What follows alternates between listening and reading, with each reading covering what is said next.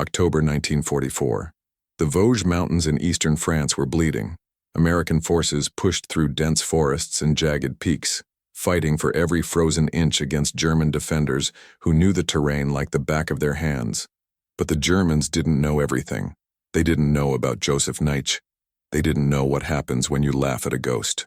Joseph stood at the edge of the American encampment, his dark eyes scanning the tree line as twilight bled into the valley below. At 24 years old, he carried two wars inside him. One was this war, the one with tanks and rifles and men screaming in languages he'd learned in training camps. The other was older, quieter, passed down through generations of Apache warriors who'd learned to read the earth like white men read newspapers.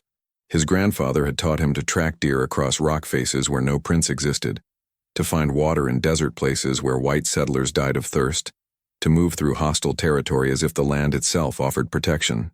Those lessons, learned in the harsh beauty of Arizona's mountains and deserts, had seemed like ancient history when he'd enlisted in 1942. Now, in these French mountains half a world away, they were the difference between life and death.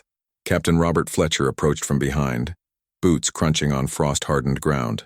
Joseph heard him 30 seconds before he arrived, recognized him by his gait pattern, the slight favor of his left leg from an old wound taken at Normandy. Fletcher was getting better at moving quietly, but still moved like a man who trusted his eyes more than his ears, who believed technology and training could replace instinct and experience. The captain had learned otherwise over the past 4 months, watching Joseph work, watching missions succeed that should have failed, watching men come home who should have died. Fletcher stopped beside him, breath misting in the cold air. The captain was 32, with lines around his eyes that hadn't been there when they'd landed in Normandy 4 months ago.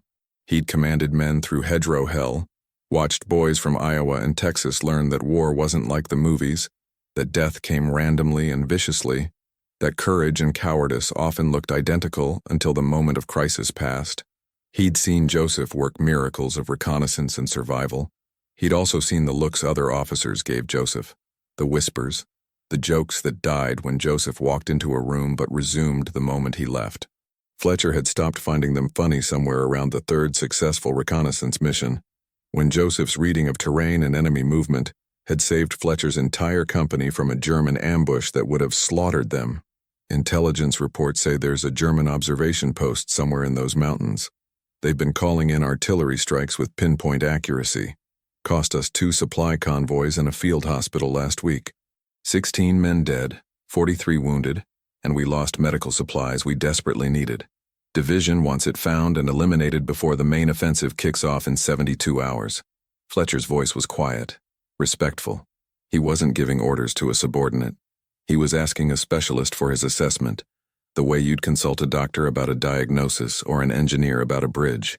Joseph had become essential, irreplaceable, the man you wanted beside you when the mission was impossible, and failure meant death. Joseph studied the darkening mountains, his eyes tracing paths invisible to Fletcher, reading the landscape the way his grandfather had taught him. The forests up there were old growth thick enough to hide an army, dark enough to swallow sound and light.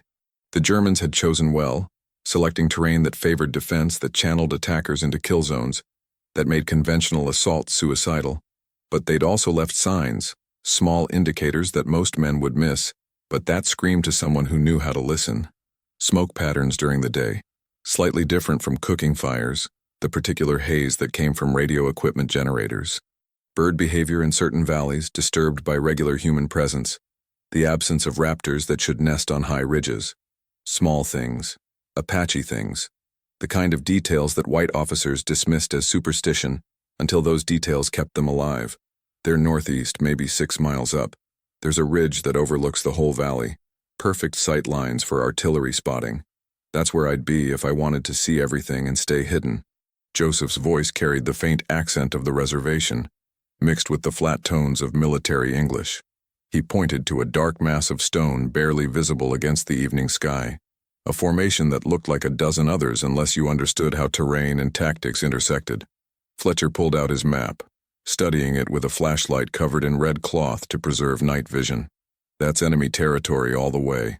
Rough terrain, no roads, probably mined on the obvious approaches. We'd need a small team, fast and quiet, moving at night through mountains the Germans think are impassable. Fletcher looked at Joseph, seeing not just a soldier but the accumulated wisdom of a people who'd fought the U.S. Army to a standstill for decades using nothing but knowledge of land and patience beyond measure. "You're thinking night approach?" Joseph nodded slowly, his mind already mapping the route, identifying obstacles and opportunities, calculating timing and risk. "They'll have sentries, but they'll be watching the obvious routes, the trails and valleys that military doctrine says you'd use. There's a stream that runs through a gorge on the eastern side. Water masks sound, and the rocks will be too treacherous for them to mine or patrol heavily. They'll think it's impassable, which makes it our best approach. We go in before moonrise. We can be on top of them before they know we're in the same mountain range." His grandfather had used similar tactics against U.S. cavalry in the 1880s, finding routes the soldiers thought impossible, striking from directions they never watched, disappearing into terrain they couldn't follow. History repeating itself, but this time Joseph was fighting for the cavalry's descendants against a different enemy. Fletcher studied the map again, his tactical training warring with his instinct to trust Joseph's judgment. The gorge approach looked suicidal on paper, a narrow defile where 6 men could be trapped and killed by a single machine gun. But Joseph had never steered him wrong, had never proposed a plan that didn't account for dangers Fletcher couldn't even see. How many men? 6. You, me, Doc Harrison, Reeves, Whitlock for communications, and Kowalski for demolitions, small enough to move quietly, large enough to handle the job if it goes loud. Joseph's tactical mind had been shaped by 2 traditions that understood economy of force. Apache war parties had always been small, fast, and devastating, hitting hard and vanishing before the enemy could respond. The U.S. Army had taught him how to apply those principles with grenades, radio coordinates, and modern weapons. The combination was lethal. Fletcher nodded slowly, accepting the plan even as part of him wanted to demand a larger force, more firepower, conventional tactics that matched his West Point education. But West Point hadn't taught him how to fight in the Vosges Mountains against an enemy that owned the high ground. Joseph had learned from people who'd held impossible ground against impossible odds for generations. "I'll brief the team. We move out at 2200 hours. He paused, then added something he'd learned to say over the past months, words that came hard to an officer trained to trust doctrine over intuition. "I trust your read on this, Joseph." Joseph acknowledged with a slight nod, but his attention had already returned to the mountains, his eyes and mind reading the darkening landscape. Somewhere up there, German soldiers were settling in for the night, confident in their position, their training, their technological superiority. They had radio equipment, artillery coordinates, fortified positions. They thought they were untouchable. They had no idea that an Apache scout was reading their mountain like a book written in his grandfather's language, finding weaknesses in their confidence, paths through their defenses, ways to turn their strengths into fatal vulnerabilities. 2 hours later, 6 men gathered at the edge of the encampment, checking equipment with the ritualistic care of soldiers who knew that a loose strap or forgotten item could mean death. Sergeant Michael Harrison checked his medical supplies with practiced efficiency, hands moving through bandages and morphine syringes by touch alone. At 28, Doc had seen enough wounds to fill a textbook and enough death to fill a cemetery. He'd grown up in Chicago, about as far from Apache territory as you could get in America, the son of a factory worker who'd never seen a mountain that wasn't made of steel and concrete. But he'd learned to read Joseph's silences better than most men read speeches, had learned that when the Apache scout went still and focused, you paid attention because your life might depend on what he was sensing. Private Tommy Reeves was 19 and looked younger, his face still carrying the softness of the Nebraska farm he'd left behind 8 months ago. His hands shook slightly as he checked his rifle, not from fear exactly, though fear was there, but from the adrenaline that came before action, the body's preparation for violence. He'd killed men in combat, had watched friends die, had learned that war was nothing like the newsreels that had made it look glorious and clean. But night operations still terrified him, the darkness that could hide enemies or conceal your own death approaching. He trusted Joseph completely, had seen the scout lead them through impossible situations, but trust didn't eliminate fear. It just made fear manageable. Corporal Ambrose Whitlock handled the radio equipment, his careful hands adjusting frequencies with the precision of a concert pianist, which his mother had hoped he'd become before the war had other plans. Whitlock was quiet, introspective, the kind of soldier who watched and listened more than he spoke. He'd grown up in Vermont, in mountains smaller than these but similar enough that he understood terrain in a way city boys didn't. He'd been skeptical of Joseph at first, had grown up hearing stories about Indians that made them seem like relics of a dead past, curiosities for museums rather than modern soldiers. 3 months of watching Joseph work had demolished those assumptions. The man was a tactical genius, combining ancient knowledge with modern warfare in ways that military academies couldn't teach because they didn't know the foundation existed. Private First Class Stanley Kowalski was the demolition specialist, a stocky man from Pennsylvania coal country who understood explosives the way Joseph understood terrain.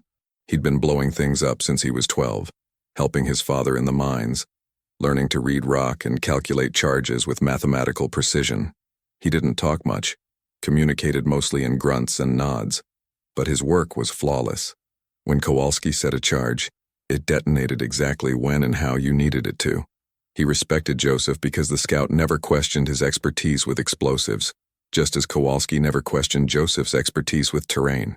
Professional respect between specialists who understood that mastery came from years of experience, not just training manuals. Fletcher gave the briefing, spreading the map and explaining the mission objectives, but everyone knew Joseph would lead once they hit the tree line. That was how it worked now. Fletcher had the rank, but Joseph had the knowledge that kept them breathing. The captain had been smart enough to recognize that and secure enough to accept it, which made him better than half the officers in the division, who'd rather die following doctrine than live by adapting to reality. They moved out as the last light died in the west, 6 shadows slipping into darkness that seemed to welcome Joseph like an old friend. The forest was dense here, thick with undergrowth and deadfall that could trip you, make noise, reveal your position. Joseph navigated through it like water flowing downhill, finding paths that seemed to appear under his feet, routes that avoided obstacles while maintaining direction and speed. The others followed in single file, stepping where he stepped, moving when he moved, freezing when he froze. The first 2 miles were through territory the Americans controlled, relatively speaking. Control in the Vosges meant you probably wouldn't get shot at in the next 5 minutes, maybe 10 if you were lucky. But even here, Joseph moved with full tactical awareness because the front lines were fluid and yesterday's safe ground could be today's kill zone. He set a pace that seemed slow until you realized you'd covered a mile without breaking hard breath, moving through the forest with efficiency that came from understanding energy conservation and terrain exploitation. Reeves stumbled once, catching himself on a tree branch that cracked like a gunshot in the silence. Everyone froze instantly, dropping into defensive positions without needing orders. Weapons ready, eyes scanning for threats. Joseph raised a fist, the signal for absolute stillness, and the team became part of the landscape, invisible and silent. They waited. 1 minute, 2, 5. Nothing moved except the wind and the high branches and the distant hoot of an owl claiming territory. Joseph listened to the forest with senses honed by generations of hunters who'd survived by reading the natural world better than their prey. He heard what wasn't there, the absence of alarm that would indicate human presence. No sudden silence from small animals. No change in bird calls. No crunch of boots on forest floor. He signaled forward but moved back to Reeves first. Watch where the moonlight touches the ground. Step where it's darkest. Joseph's voice was barely a whisper, but Reeves nodded, understanding flooding his face. Moonlight showed clear ground, which meant dead leaves, dry twigs, noise waiting to betray you. Shadows meant obstacles, but obstacles meant moisture, moss, silence. It was counterintuitive until it kept you alive, until you realized that Joseph's way of seeing the world inverted normal assumptions and revealed deeper truths. They reached the stream Joseph had identified just after midnight. The gorge was exactly as he'd predicted, a narrow cut in the stone where water had spent 10,000 years carving a path through mountain granite.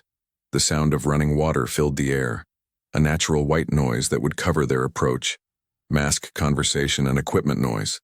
But it also meant they couldn't hear threats approaching, couldn't use sound to detect enemies.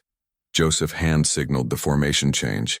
Single file, 5-meter spacing, weapons at ready, eyes on maximum alert because ears were compromised. He took point because he could read the terrain in darkness that left the others half blind. because his night vision had been trained in Arizona deserts where moonless nights meant total blackness and a misstep meant death. The gorge was treacherous, a nightmare of slick rocks and sudden drops. Water spray coated everything, creating a layer of ice in the coldest spots, algae and others both equally deadly. Rocks that looked solid shifted under weight. Handholds that appeared secure crumbled when gripped. The water itself was glacial meltwater, cold enough to induce hypothermia in minutes if you fell in, fast enough to smash you against rocks and break bones before drowning you. Joseph moved through it like he'd been born there, feet finding purchase on stones that looked impossible, hands gripping holds that appeared out of darkness exactly when needed, body balanced with the unconscious grace of someone who'd spent childhood climbing mountains that would terrify experienced climbers. The others followed his exact path, stepping where he stepped, gripping where he gripped, trusting that his route was the only safe passage through terrain that wanted to kill them. Doc Harrison slipped once, his boot losing traction on algae-covered stone, body tilting backward toward a 15-foot drop into churning water that would smash him against rocks and sweep his body downstream. Joseph's hand shot out, gripping Harrison's wrist with strength that surprised the medic, pulling him back from the edge with one smooth motion. Harrison's heart hammered in his chest, adrenaline flooding his system, but he nodded thanks and kept moving. No time to process fear. That would come later if they survived. They emerged from the gorge 3 hours later, soaked to the knees, fingers numb with cold despite gloves, but deep in German territory without firing a shot or triggering an alarm. Joseph called a halt in a cluster of boulders that provided cover from observation and concealment from casual search, a position that could be defended if necessary but was positioned to avoid detection entirely. Fletcher checked his map with the red-filtered flashlight while Joseph studied the terrain ahead, eyes and instincts reading what the map couldn't show. The ridge was close now, maybe 2 miles, but those would be the most dangerous 2 miles of the mission. This close to their observation post, the Germans would have patrols, sentries, possibly mines on the easier approaches, definitely overlapping fields of fire from defensive positions. They'd be confident but not careless, experienced soldiers who'd survived years of war by being thorough and professional. Underestimating them would be fatal. Joseph closed his eyes, listening with focus that transcended normal hearing. His grandfather had taught him this back on the reservation before the war, before the world had exploded into fire and metal and industrial death. Listen not for what's there, but for what should be there and isn't. The forest had a rhythm, a pulse of small sounds that painted a picture more accurate than sight. Insects communicating, small animals moving through undergrowth, birds settling for the night, wind in different types of trees creating different tones. When humans entered a space, that rhythm changed in subtle ways. Predators went silent, not wanting to reveal themselves to potential threats. Prey became nervous, movement patterns changing from relaxed to alert. The forest itself held its breath, waiting to see if the intruders were dangerous. There, northwest, maybe 400 yards. Something had disturbed the natural pattern, created an absence in the rhythm that shouldn't exist. Joseph opened his eyes and pointed. Fletcher saw nothing but darkness and trees, his eyes useless in the thick forest night. What is it? Sentry post. 2 men. Probably in a camouflaged position overlooking the approach we would have taken if we'd come up the main trail. Joseph spoke with absolute certainty, no doubt or qualification. They've been there about 3 hours, long enough for the forest to almost accept them, but not quite. They're smoking, trying to stay warm. The wind's carrying it away from them, but it's there. And one of them is nervous, keeps shifting position, making small sounds. New soldier, or someone who doesn't trust the night. Fletcher strained his senses and caught nothing. No sight or sound or smell that indicated human presence. Doc Harrison, who'd learned to trust Joseph's reads completely, just checked his rifle and waited for instructions. Whitlock adjusted his radio pack, ready to call in artillery if the mission went sideways. Reeves looked terrified and determined in equal measure, young enough to be scared but experienced enough to function through fear. Kowalski just waited, patient as stone, ready to blow things up when needed. Can we go around them? Joseph shook his head slightly. Their position covers the next half-mile of approach. We go around, we add 2 hours and hit their position in daylight, which means mission failure and probable death. We go through, we do it quietly. He looked at Fletcher, waiting for the decision that only the officer could make. Your call, Captain. Fletcher had made this decision before, several times over the past months. Every time, Joseph had been right. Every time, trusting the Apache scouts' instincts had kept them alive and completed the mission. Every time Fletcher had hesitated or second-guessed, men had died or missions had failed. He'd learned to trust Joseph's judgment over his own training, his own experience, his own eyes. It was humbling and liberating in equal measure. He nodded. "How do you want to play it?" Joseph studied the darkness ahead, his tactical mind overlaying modern warfare on ancient hunting techniques that had kept his people alive for centuries. "Harrison and I go forward. We take them silent. You hold here with the others 15 minutes. If you hear gunfire, abort back to the gorge and call in artillery on the ridge coordinates. If we don't come back in 15, same thing. If we do come back, we move on the observation post together as one unit." Fletcher didn't like splitting the team. Doctrine said you stayed together, maintained unit cohesion, supported each other. But he understood the logic. 2 men moved quieter than 6, had better chance of approaching undetected, and if it went wrong, 4 men could still complete the mission or escape to fight another day. He gripped Joseph's shoulder briefly, the gesture carrying weight that words couldn't. 15 minutes. Be careful. Joseph and Doc Harrison disappeared into the darkness like smoke dissolving in wind. There one moment and gone the next. Fletcher checked his watch, the luminous hands showing 0140 hours. He settled in to wait, weapon ready, eyes scanning darkness that revealed nothing, ears straining for sounds that never came. Beside him, Reeves was breathing too fast, adrenaline and fear mixing in his bloodstream, making his hands shake slightly. Whitlock remained calm, fingers resting on his radio controls, ready to call in fire support if the night exploded into chaos. Kowalski was utterly still, conserving energy, waiting for the moment his skills would be needed. Joseph moved through the forest with Harrison 5 meters behind, matching his pace as best he could. The medic had learned to walk quietly over the past months, learning to feel the ground before committing his weight, learning to move with the wind rather than against it, learning to become part of the forest rather than an intruder in it. But next to Joseph, he still felt like an elephant crashing through a china shop. Joseph seemed to simply appear in new locations rather than move through the space between, his passage leaving no trace, making no sound, disturbing nothing. It was unnerving and impressive in equal measure, like watching magic that turned out to be skill so refined it transcended normal human capability. They covered 300 yards in 10 minutes, moving at a pace that seemed impossibly slow until you realized they'd made absolutely zero noise doing it, had left no trail, had remained invisible to any observer. Joseph raised a fist, and Harrison froze mid-step, slowly lowering his foot to complete the motion in silence, becoming a statue that breathed but didn't move. Joseph pointed ahead, and Harrison finally saw what the scout had detected from 400 yards away using only sound and instinct. A camouflaged position built into a fallen tree. 2 German soldiers barely visible in the darkness, even when you knew exactly where to look. One was indeed smoking, the cigarette cupped in his hands to hide the glow, a small violation of discipline that spoke of boredom and cold and the false security of routine. The other was scanning the forest with binoculars, breath misting in the cold air, professional and alert but watching the wrong directions, focused on approaches that military doctrine said were likely.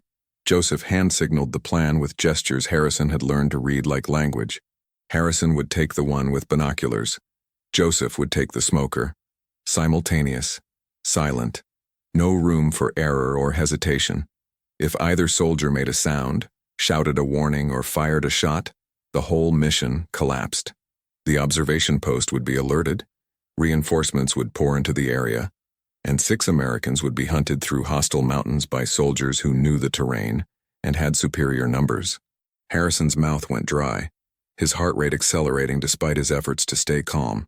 He'd killed before, in firefights where bullets flew both directions and training took over from thought, where you shot at enemies who were shooting at you and survival instinct made the trigger pull automatic. But this was different.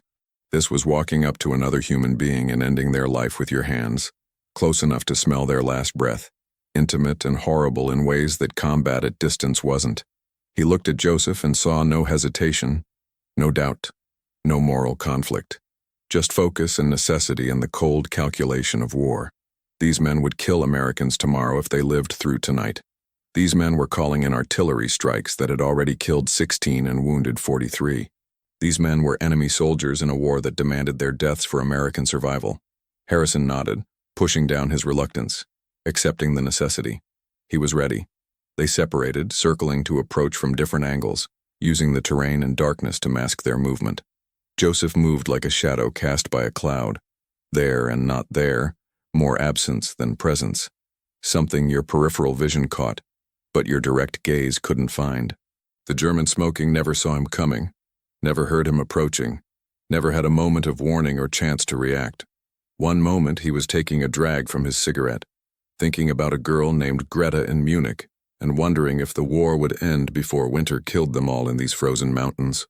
The next moment, a hand clamped over his mouth with impossible strength while another arm wrapped around his throat, cutting off blood flow to his brain with surgical precision learned from Apache warriors who'd perfected silent killing centuries before modern military combatives existed. He struggled for 3 seconds, body thrashing on pure instinct, hands clawing at the arm that held him, feet kicking uselessly. Then consciousness fled, and he went limp. Joseph lowered him silently to the ground, checking pulse to confirm he was alive, just unconscious. He'd wake up in 10 minutes with a headache and find his partner gone, and the observation post destroyed. By then, it wouldn't matter. Harrison reached his target just as the German lowered his binoculars to rub his eyes, tired from hours of staring into darkness. The medic's training took over, hands moving with practiced efficiency, techniques drilled until they became automatic. Arm around throat, hand over mouth, pressure applied to carotid arteries, cutting blood flow to brain. The German struggled, stronger than Harrison expected, twisting and trying to break free, hand reaching for the pistol at his belt. Harrison held on, maintaining pressure, counting seconds that felt like hours, until finally the German went limp. Harrison lowered him carefully, avoiding any noise that might carry in the still air. His hands were shaking, adrenaline making his fingers tremble. He wasn't sure if the German was unconscious or dead, wasn't sure he wanted to know. Joseph appeared beside him, materializing from darkness like a ghost becoming solid. He checked Harrison's work with a glance, felt for pulse, nodded approval. Unconscious? Not dead. Good work. Then he moved forward and Harrison followed, trying not to think about the life he'd just held in his hands, trying to remember this was war, this was necessary, this was survival. They returned to Fletcher's position with 2 minutes to spare on the 15-minute deadline. The captain saw them emerge from darkness and felt relief wash through him, tension he hadn't fully acknowledged releasing from his shoulders. The team moved forward as one unit now, past the neutralized sentry post into the final approach to the German observation post. Dawn was still 3 hours away, but they were running out of darkness. They needed to hit the target and extract before daylight made them visible to every German soldier in the mountain range, turned them from hunters into hunted. Joseph led them up the ridge using a route that seemed impossible until you were on it, a path that exploited dead ground and natural cover in ways that military engineering couldn't improve, a series of rocky outcrops that provided cover from above, blocking observation from the summit. A path that zigzagged through terrain that couldn't be observed from the German position, using the mountain's own geography to remain invisible.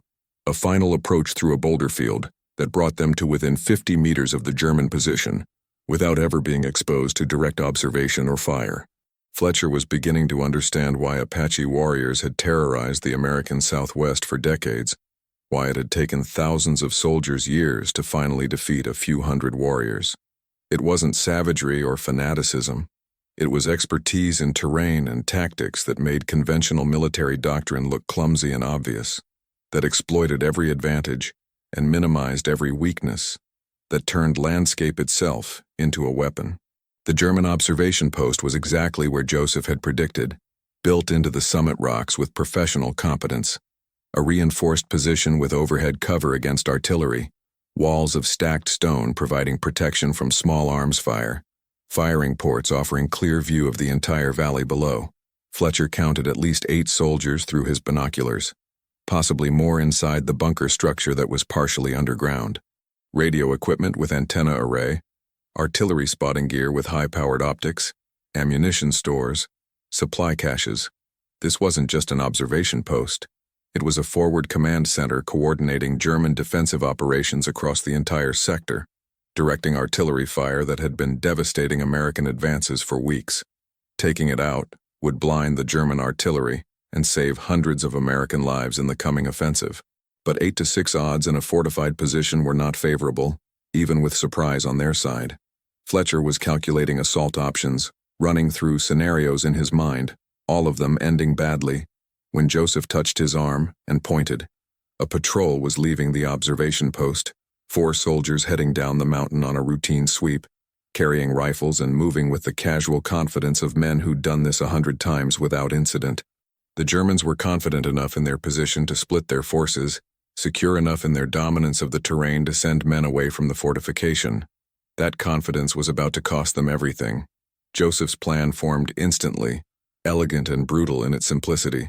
They'd ambush the patrol quietly, take their uniforms and equipment, then approach the observation post as the returning patrol. In darkness, with the correct silhouettes and equipment, with German voices speaking correct passwords, they'd get close enough to use grenades before the sentries realized the patrol had different faces. It was risky, depending on split-second timing and the Germans' own routine familiarity breeding inattention.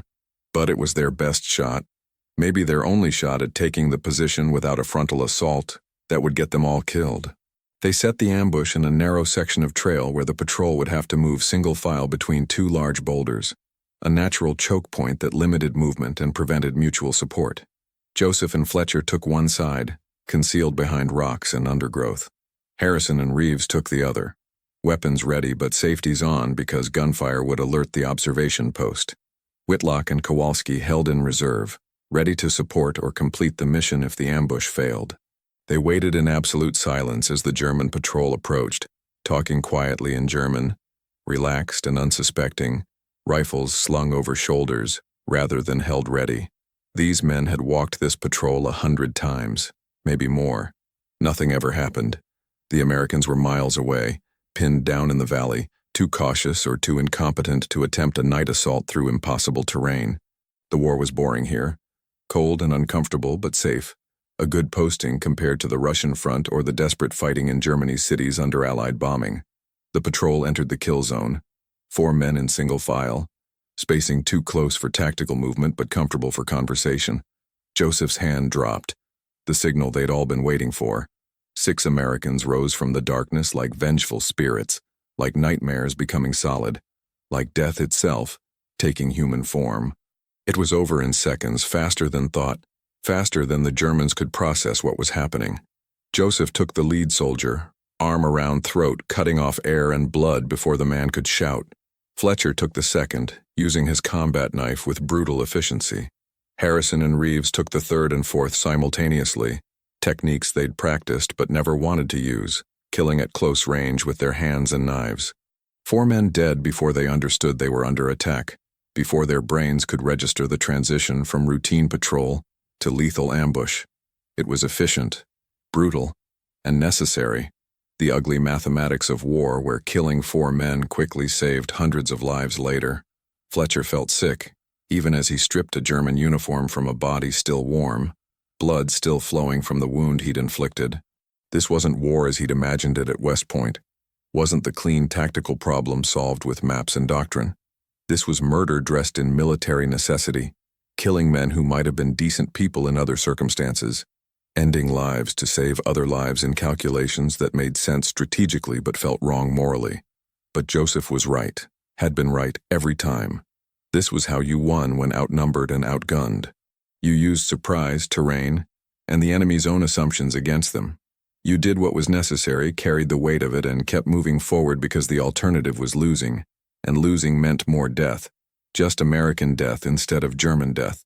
5 minutes later, 4 figures in German uniforms approached the observation post, moving with the tired casualness of men completing a routine patrol. Fletcher wore an Oberleutnant's coat taken from the patrol leader, the rank insignia giving him authority.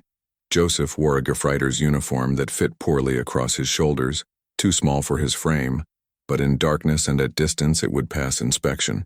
Harrison and Reeves completed the group, hunched against the cold in a way that disguised their faces and American features. Whitlock and Kowalski circled wide, moving to the rear approach of the observation post, ready to hit the position from behind once the front assault began, creating crossfire and confusion that would multiply their effective strength. A German sentry challenged them from the observation post entrance, voice carrying the bored tone of someone performing ritual rather than actual security. Fletcher responded in German, his accent passable in the darkness and wind, his tone matching the casual weariness of soldiers completing routine duty. Patrol returning. Cold as hell out there. Nothing moving. Just like the last 100 patrols. The sentry relaxed, waving them forward, already thinking about hot coffee and getting out of the wind. Just 50 meters now. 40. 30. Fletcher's hand tightened on the grenade in his pocket, thumb on the pin, ready to pull and throw in one smooth motion. 20 meters. Close enough to see faces now. Close enough that deception couldn't last much longer. A second German soldier emerged from the bunker entrance holding a thermos of coffee, steam rising in the cold air. He was saying something about the patrol returning early, making a joke about them being lazy or smart enough to cut the route short, when he looked directly at Joseph and froze. His brain processed what his eyes were seeing, and the disconnect was total and immediate. Even in the darkness, even in a German uniform, Joseph was unmistakably Apache. High cheekbones, dark skin, black hair, features that belonged to Arizona deserts and Western films, not European battlefields. The German soldier's eyes went wide with shock and confusion. His mouth opened to shout a warning, to alert his comrades that something was impossibly wrong. Joseph's rifle came up and fired in the same instant, training and instinct making the shot automatic. The bullet caught the German in the throat, cutting off the shout before it could form, and the night exploded into chaos.